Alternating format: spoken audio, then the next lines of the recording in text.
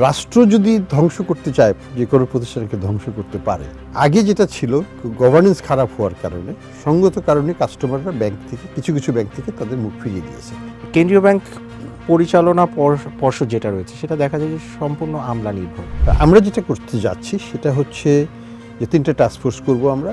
একটা শুধু ব্যাংকিং খাতের জন্য, একটা হচ্ছে সেন্ট্রাল ব্যাংকে স্ট্রেংথেনিং করার জন্য, আর একটা হবে অ্যাসেট রিকভারির জন্য। এস আলম গ্রুপের প্রায় 10,000 কোটি টাকার মতো শেয়ার বর্তমান মূল্য আছে, ওটা আমরা অ্যাডজাস্ট করে ফেলব। আচ্ছা, ওটা নিয়ে কোনো দ্বিধার কিছু নাই।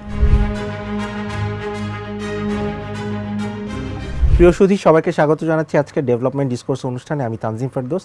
আজকে আমাদের স্টুডিওতে উপস্থিত রয়েছেন বাংলাদেশ কেন্দ্রীয় ব্যাংকের governor doctor Ahsan H Mansur. আপনাকে স্বাগত জানাচ্ছি আমাদের স্টুডিওতে। প্রথমেই যে বিষয়টি নিয়ে আলোচনা করতে চাই, আপনার কাছে প্রশ্ন, যে সকল ব্যাংকের এনপিএল আনইউজুয়ালি হাই এবং ক্রেডিট ডিপোজিট রেশিও হাই, সে সকল ব্যাংকে নতুন ঋণ প্রদানের ক্ষেত্রে কোনো ধরনের বাধ্যবাধকতা বা নিষেধাজ্ঞা আরোপের কোনো চিন্তা আছে কিনা।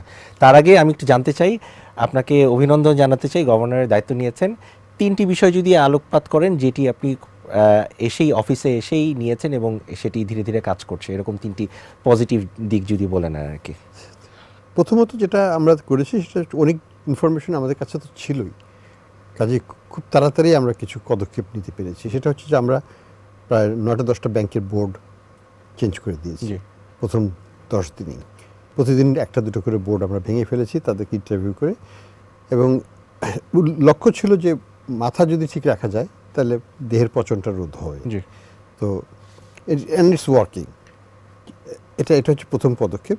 দ্বিতীয় আমাদের যেটা পদক্ষেপ ছিল সেটা হলো যে ব্যাংকগুলোর লিকুইডিটি কিভাবে ম্যানেজ করতে হবে, কারণ তাদের লোন টু ডিপোজিট রেশিও অনেক বেশি ছিল। তাদের লোনের কোয়ালিটিগুলো, যেহেতু এখানে ফ্রডুলেন্ট অ্যাক্টিভিটি অনেক হয়েছে, বিভিন্নভাবে লোন নিয়ে নেওয়া হয়েছে। ইসলামী ব্যাংকের থেকে যেমন শুধুমাত্র এস আলম গ্রুপই প্রায় 60-70 হাজার কোটি টাকা তারা নিয়েছে একটা ব্যাংক থেকে। তো এরকম তো ঘটনা আরও হয়েছে, ইউসিবিএল হয়েছে, অনেকগুলো ব্যাংকেতে হয়েছে। এগুলো এখন আইডেন্টিফাই করা একটা ইস্যু, কিন্তু ইমিডিয়েটলি যেটা করতে হয়েছে সেটা হচ্ছে যে তাদের লোনটা, যে প্রশ্নটা করেছিলেন, তাদের আউটফ্লোটাকে কমিয়ে ফেলতে হবে এবং ইনফ্লোটাকে বাড়াতে হবে, অর্থাৎ ক্যাশ ম্যানেজমেন্টের উপর নজরটা দিতে হবে। তো এই জায়গাটাতে আমরা relatively still work in progress. সব ব্যাংকে এটাকে ইমিডিয়েটলি পজিটিভে নিতে পারে নাই। আমরা প্রয়োজন মতো লিকুইডিটি সাপোর্ট দেব যাতে কাস্টমার তাদের সর্বস্ব না হারায়। আমরা ইতিমধ্যে যেটা করেছি যে ডিপোজিট ইন্স্যুরেন্সকে 1 লক্ষ টাকা ছিল প্রতি ডিপোজিটারের গ্যারান্টিড অ্যামাউন্ট, সেটাকে আমরা দ্বিগুণ করে 2 লক্ষ টাকা করেছি। কোনো প্রিমিয়াম বাড়ানো হয়নি। এটা যে তহবিল আছে, ইন্স্যুরেন্স ফান্ড আছে, সেই ফান্ড থেকে এটাকে আমরা কভার করতে পারবো, কোনো সন্দেহ নাই তাতে। তো এটা সবই কিন্তু আমাদের লক্ষ্য হচ্ছে একটাই, যে কাস্টমার যেন তাদের আস্থাটা ফিরে পায় ব্যাংকের উপর। আগে যেটা ছিল, গভর্নেন্স খারাপ হওয়ার কারণে, সঙ্গত কারণে কাস্টমাররা ব্যাংক থেকে কিছু ব্যাংক থেকে তাদের মুখ ফিরিয়ে দিয়েছে। ভালো ব্যাংক ছিল, ইসলামী bank was the top rated Bangladeshi bank, সবচেয়ে বড় ব্যক্তি খাতের সবচেয়ে বড় ব্যাংক ছিল, কিন্তু এটাকে লুটপাট করা হয়েছে। ফলে অ্যাসেট বেস প্রকৃতপক্ষে হয়তো দেখা যায় বিশাল একটা অ্যাসেট, 1,60,70 হাজার কোটি টাকা, কিন্তু বাস্তব চিত্র হচ্ছে যেটার ভ্যালুয়েশন করলে পরে এটা হয়তো অর্ধেকে নেমে আসে। লায়াবিলিটি যেটা, সেটা তো হচ্ছে ডিপোজিটার্স, তাদের টাকা তো দিতেই হবে এবং সুদে আসলে দিতে হবে। তো কাজে সেখানে একটা বিশাল মিসম্যাচ হয়ে যাচ্ছে। তো এই জায়গাটাতে আমরা নজর দিচ্ছি আগামীতে। এটা ইমিডিয়েটলি এটাকে সলভ করতে পারবো না, এখানে রিক্যাপিটালাইজেশনের দরকার হবে। আমাদের হয়তো যে শেয়ারগুলো এস আলম গ্রুপের হাতে ছিল, যেহেতু তারা টাকা দেবে না, তাহলে আমরা শেয়ারটাকে আমরা বিক্রি করে দিতে পারবো। আমরা স্ট্র্যাটেজিক ইনভেস্টর নিয়ে আসবো নতুন, যারা দেশি হতে পারে, বিদেশি হতে পারে। বিদেশি প্রতিষ্ঠান যদি বিনিয়োগ করে তাদের শেয়ার হোল্ডিং করতে পারবে তারা। অতীতে তো ইসলামী ব্যাংকে প্রচুর ফরেন শেয়ার হোল্ডার ছিল, তারা একে একে চলে গেছে সবাই। আমরা তাদেরকে ফিরিয়ে আনার চেষ্টা করব বা অন্যদেরকে ফিরিয়ে নিয়ে আসবো তাদেরকে। স্যার, আপনার কাছে দ্বিতীয় প্রশ্ন, যে কেন্দ্রীয় ব্যাংক পরিচালনা পর্ষদ যেটা রয়েছে সেটা দেখা যায় যে সম্পূর্ণ আমলা নির্ভর। সেখানে কিছুটা প্রফেশনও রয়েছে যে বাইরের বেসরকারি লোকজনও কাজ করতে পারবে, এরকম কিছু পদ আছে, সম্ভবত 4-5 বছর ধরেও খালি আছে। সেসব জায়গা নিয়ে আরও বেশি প্রাইভেট সেক্টর থেকে এক্সপার্ট নেওয়ার ব্যাপারে আপনার কোনো ধরনের চিন্তাভাবনা রয়েছে কিনা? বোর্ডের বাইরে এখন কিন্তু মন্ট্রি পলিসি একটা কমিটিও করা হয়েছে, good move in a way. সেখানে কিন্তু আমলাদের কোনো আধিপত্য নেই, এখানে পুরোটাই বাইরের। কিছু ইউনিভার্সিটির প্রফেসর আছে, বিআইডিএস এর ডাইরেক্টর জেনারেল আছেন, ডক্টর সাদেক আহমেদ আছেন, এবং আরও অনেক কয়েকজন আছে যারা ইন্ডিভিজুয়ালি নিজ নিজ ক্ষেত্রে তারা বিশেষজ্ঞ, তাদেরকে দিয়ে এটা করা হয়েছে। মনিটারি পলিসি এখানে কিন্তু অনেক ফান্ডামেন্টাল গুড ডিসকাশনটা হয়ে যায় আমাদের বাইরের এটা ফিল্টারিং। তো বোর্ড নিয়ে আমি অতখানি চিন্তিত না এই মুহূর্তে, কারণ আমাদের যথেষ্ট we have lots of ideas, lots of things to do. এখন যেটা হচ্ছে কার্যপ্রণালী ঠিক করে বাস্তবায়ন করা। স্যার এই প্রসঙ্গে ডক্টর সাদিক এর কথা বললেন, ওয়ার্ল্ড ব্যাংক IMF এর উদ্যোগে 2019 সালে একটা বাংলাদেশের উপর একটা পরিচালিত একটা অ্যাসেসমেন্ট ছিল, যে ফাইন্যান্সিয়াল সেক্টর অ্যাসেসমেন্ট প্রোগ্রাম। এটার চূড়ান্ত রিপোর্টটা আসলে ইন্টারনেটে অ্যাভেলেবেল না, এটা পাবলিক ডোমেনে নাই কোনো একটা বিশেষ কারণে। এটা কি আমরা খুব শীঘ্রই পাবলিক ডোমেনে দেখতে পাবো কিনা? হতে পারে, আমি জানি না এটা কেন। ডকুমেন্টটা কিন্তু IMF এর document. IMF and world bank jointly financial sector assessment programme করে, FSAP বলা হয় এটাকে। এবং এটা সাধারণত এটা প্রকাশ করা হয় যদি সরকার সম্মতি দেয়। তো আমি এটা দেখতে হবে যে এটা কোথায় এখানে ব্লকেড হয়েছে, কিন্তু ইন প্রিন্সিপাল এটা এখন প্রকাশ করাই যেতে পারে, যেহেতু হয়তো আগের সরকার তাদের নিজস্ব কিছু কারচুপি ইত্যাদি করার কারণে সেটাকে তারা প্রকাশিত হয়তো দেয় নাই। স্যার এই ক্ষেত্রে আমার কেন্দ্রীয় ব্যাংক এবং অন্যান্য আর্থিক খাতের যে রেগুলেটরি বডিগুলো রয়েছে, এই জায়গা থেকে রাজনীতির যে প্রভাব, সেই প্রভাব বা সরকারের হস্তক্ষেপ, এটা মুক্ত করা প্রয়োজন। এটা বলার কোনো মানে আর কোনো না বলার সুযোগ নাই। কি ধরনের ভূমিকা রাখলে আসলে এইটা সরকারের প্রভাব মুক্ত থাকবে? যেরকম আমরা ব্যাংক অফ মানে ইউকের ব্যাংকগুলোকে দেখি যে সেন্ট্রাল ব্যাংকের গভর্নর এত বেশি শক্তিশালী, সব কিছুতে তার ইন্ডিপেন্ডেন্স আছে। বাংলাদেশে যদি আমরা চাই, লং ওয়ে টু গো, কিন্তু শুরু করতে কোথা থেকে শুরু করা উচিত? না, শুরু করতে হবে যেটাকে বলা হয় সেন্ট্রাল ব্যাংকের অটোনমিটাকে স্ট্রেংথেন করতে হবে। সেন্ট্রাল ব্যাংক অটোনোমাস ইনস্টিটিউশন এখন, কিন্তু অটোনমিটা ওইভাবে ওয়েল ডিফাইন করা হয়নি, এবং এটা করাটা অবশ্যই প্রয়োজন বলে মনে করি। এবং এই জায়গাটাতে আমাদেরকে কাজ করতে হবে সরকারের সাথেই। আমরা যদি দেখি মার্কিন যুক্তরাষ্ট্রে, সেখানে কিন্তু ফুললি অটোনমি। হোয়াইট হাউস চাইলেও কিন্তু ইন্টারেস্ট রেট পলিসি কোনো চেঞ্জ আনতে পারবে না যদি না কমিটি ডিসাইড না করে, তাদের যে মনিটারি ম্যানেজমেন্ট কমিটি। তার মানে এখানে সরকার, রাজনৈতিক সরকার হোক বা ইন্টারিম গভর্নমেন্ট হোক, তাদের এক ধরনের ভূমিকা রয়েছে এই সদিচ্ছাটা। সেটা অবশ্যই আছে, এই রোলটা তাদের একটা আছে। কিন্তু এখানে যেটা আমি আরেকটা জিনিস বলবো, অটোনমি অবশ্যই দেওয়া উচিত, ফুল অটোনমি আমি বলছি। সাথে যেটা দরকার সেটা হচ্ছে যে সেন্ট্রাল ব্যাংকের লিডারশিপেরও কিছু গার্ডস থাকতে হবে টু সে নো। সেটা যদি না থাকে, আমার অটোনমি দিলেও কিন্তু কাজ হবে না। আমি যদি কমপ্লায়েন্ট হয়ে যাই, তাহলে স্যার সেন্ট্রাল ব্যাংকের গভর্নর নিয়োগে রাজনৈতিক যে এক ধরনের হস্তক্ষেপ থাকে, সেটা থেকে কেমন করে আমরা আসলে বের হতে? সেটা একটা দুরূহ প্রশ্ন। সেটার জন্য আমাকে রাষ্ট্র যদি ধ্বংস করতে চায়, যে কোনো প্রতিষ্ঠানকে ধ্বংস করতে পারে, সেটার প্রমাণ তো আমরা দেখলাম। স্যার নেক্সট কোয়েশ্চেনে চলে যাই। স্যার আপনি যথাযথ রাষ্ট্রীয় কাঠামোগত পরিবর্তনটা কিন্তু সবচেয়ে বড় পরিবর্তন, পলিটিক্যাল রিফর্ম অ্যান্ড রাষ্ট্রীয় কাঠামোগত পরিবর্তন।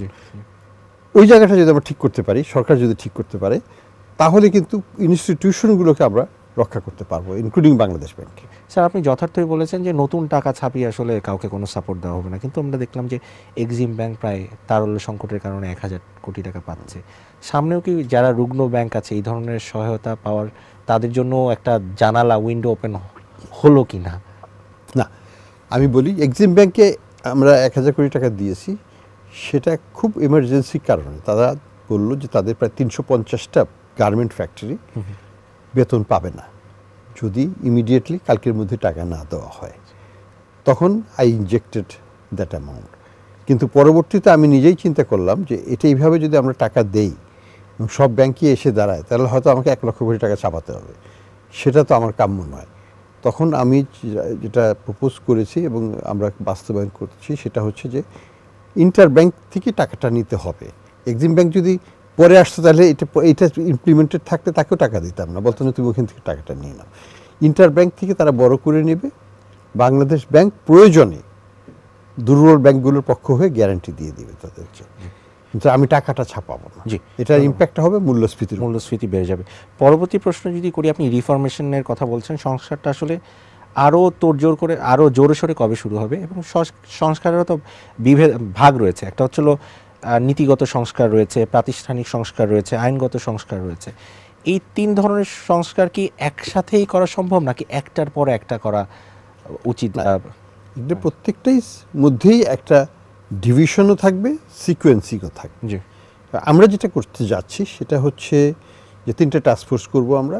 একটা শুধু ব্যাংকিং খাতের জন্য, একটা হচ্ছে সেন্ট্রাল ব্যাংকের স্ট্রেংথেনিং করার জন্য, আরেকটা হবে অ্যাসেট রিকভারির জন্য, দেশি এবং বিদেশি অ্যাসেট রিকভারির জন্য। 3টে টাস্কফোর্স, এবং প্রত্যেকটা জায়গাতেই কিছু আইনগত পরিবর্তন আসবে, কিছু প্রক্রিয়াগত পরিবর্তন আসবে, কিছুটা আগে করতে হবে, কোনটা পরে করতে হবে। আইনগত পরিবর্তনগুলি সাধারণত একটু পরেই করা হয়, সেগুলো আস্তে আস্তে হবে, কিন্তু প্রক্রিয়াগতগুলো আমরা দ্রুতই করব, যাতে স্টেবিলাইজেশন করে ব্যাংকগুলোকে আবার আমরা রিক্যাপিটালাইজেশন করার দিকে নিয়ে যেতে পারি এবং নিজ পায়ে দাঁড়ানোর ব্যবস্থা করতে পারি।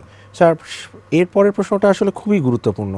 আমাদের যে ব্যাংকিং খাত সংস্কারের কথা বলছি, এটার মূল সমস্যা এখন নন পারফর্মিং লোন, এবং নন পারফর্মিং লোনটাই আসছে হলো গুড গভর্নেন্স নাই দেখে। এবং এই গুড গভর্নেন্স না থাকার অন্যতম কারণ হচ্ছে হলো গ্রুপ অথবা পরিবারের সদস্যদের, যেটা আছে যে 20 জনের পর্ষদের মধ্যে তারা 4 জন পরিবারের সদস্য এবং 12 বছর টানা থাকে। এই ধরনের জায়গায় কোনো ধরনের চেঞ্জ আপনি চিন্তা করছেন কিনা? এই জায়গার চেঞ্জ আনতেই হবে, এটা নিয়ে কোনো দ্বিধা নাই, কিন্তু করতে হবে একটু পরে হয়তো, কারণ এখানে আইনগত পরিবর্তন করতে হবে। আমরা বারে বারে একটা আইন নিয়ে সরকারের কাছে যেতে চাই না, আমরা মোটামুটি একটা অ্যাসেসমেন্ট করে সবগুলো চেঞ্জ একসাথে নিয়ে এসে সরকারের কাছে। স্যার, আমি যেই এলিমেন্টগুলোর কথা বললাম যে পর্ষদের সংখ্যা, পরিবারগত অবস্থান, মেয়াদ 12 বছর, এগুলো সবই অ্যাডজাস্ট করতে হবে। কিন্তু কোনো ধরনের কোয়ালিটি অফ মেম্বার্স তারা হতে পারবেন। একটা হাউস ওয়াইফকে আমি বসিয়ে দিলাম, যেটা আছে আমাদের পর্ষদগুলোতে, ইটস নট ফেয়ার। স্যার, তার তো একটা ফাইন্যান্সিয়াল সেক্টর সম্পর্কে জ্ঞান থাকতে হবে, একটা বোর্ডে বসার যোগ্যতা থাকতে হবে। সেই জায়গাগুলো তো আমরা ফিট অ্যান্ড প্রপার টেস্ট একটা সিস্টেম চালু করব। Is it a good time to declare কতজনের পর্ষদ হতে পারে, কত বছর থাকতে পারে, কতজন একটা গ্রুপ বা পরিবার থেকে কতজন থাকতে পারে? It is the good time, this প্রসেসই হবে এগুলো, কিন্তু this is not immediate to B.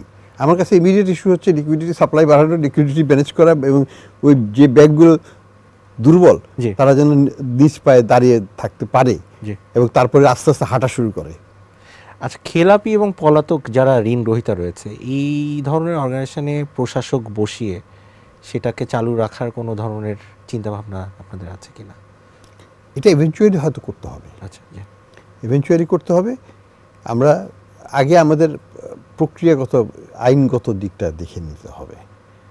আইনগত দিকটা এই জন্য যে আমি তো বাংলাদেশ ব্যাংকের ওখানে বসাতে পারি না আনলেস ওই অ্যাসেটটাকে আমরা অ্যাসেট হোল্ডারকে আমরা ডিফল্টার করি বা কিছু একটা তো করতে হবে, লিগ্যালি করতে হবে, তারপরে তো আমি ওখানে নিয়োগ দিতে পারবো।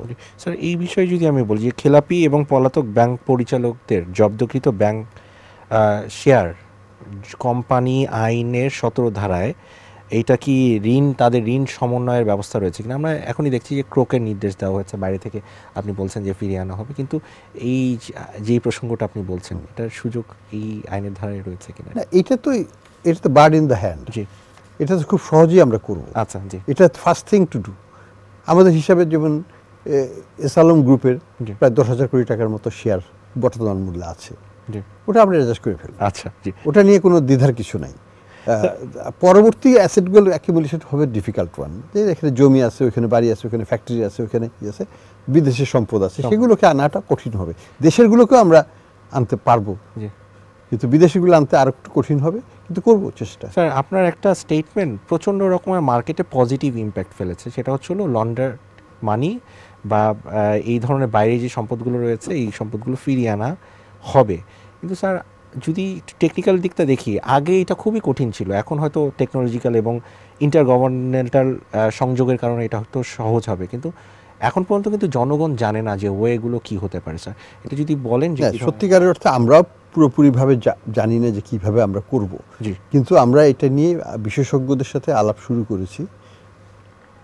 যারা আমাদেরকে এই ব্যাপারে হেল্প করবেন তারা আমাদেরকে এখনো অ্যাসাইন করা হয় নাই, তাদের সাথে আলাপ করব। আমরা সরকারগুলোর সাথে আলাপ করেছি, কিন্তু সরকাররা তো আর ওই অভিজ্ঞতা, তাদের তো ওই পার্টিকুলার এক্সপার্টিসটা নাই। হ্যাঁ, তারা বলেছেন তারা তাদের অভিজ্ঞ ব্যক্তিদেরকে আমাদের এখানে পাঠাবেন বাংলাদেশ ব্যাংকে, আমরা তাদের সাথে আলাপ করব এবং করে আমরা স্ট্র্যাটেজিটা ঠিক। স্যার এইবারের প্রশ্নটা হলো আসলে আমরা খুব শুনছি যে গত কয়েক বছরে ব্যাংক থেকে টাকাটা চলে গেছে, যদিও ফিরে আসছে গত এক মাসে খুবই পজিটিভ নিউজ পাচ্ছি, কিন্তু ম্যাট্রিক্স মানি বলে যে একটা ব্যাপার রয়েছে, একটা তো হলো ডিপোজিট রেট, তাছাড়া হলো ইনভেস্টের জায়গাগুলো তো কম, শেয়ার মার্কেট ফাংশনাল না। শেয়ার মার্কেট নিয়ে আপনাকে এই সূত্রে ধরে শেয়ার মার্কেট নিয়ে আপনাকে প্রশ্ন করতে চাই, কেন্দ্রীয় ব্যাংকের কতটুকু সংশ্লিষ্টতা থাকা প্রয়োজন বলে আপনি মনে করেন শেয়ার মার্কেটের রেগুলেটরি বা অন্যান্য যেই ব্যাপারগুলো রয়েছে? এখানে দুটো জিনিস আছে, দুটো জায়গায়, কিছু জায়গায় আমরা হচ্ছে ডুয়াল রেগুলেটর। ব্যাংকের ক্ষেত্রে central bank is the first regulator, বিসেক হচ্ছে সেকেন্ড রেগুলেটর। আবার অন্যান্য কোম্পানির ক্ষেত্রে আমরা কিন্তু রেগুলেটর নই, সেখানে বিসেকই হচ্ছে রেগুলেটর। তো এটা আমাদেরকে আইনগত পার্থক্য, এবং এটাই পৃথিবী জোড়াই সেটাই নিয়ম, আমরাও সেটাই ফলো করব।